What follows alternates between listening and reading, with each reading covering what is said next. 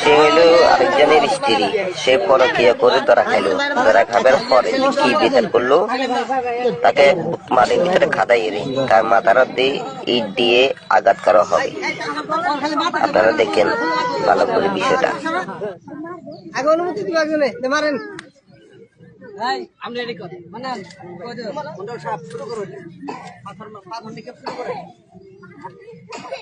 কথা বলো না রে ভাই। মনি পিছিয়ে পিছিয়ে পিছিয়ে সামনে রাখবো না, সামনে না, সামনে না, সামনে যাইতেছে না তো। রাজা ভাই এমন ভাবে মারবেন যে শরীরের মধ্যে যায় না। হ্যাঁ রাজা ভাই, এটা ওজন নাই, আমরা শরীরের শক্তি যতটুকু আছে না নিবার পারবেন না, রক্ত লাগবে। অ্যাকশন। পাথর নিক্ষেপ শুরু করেন, শুরু করেন।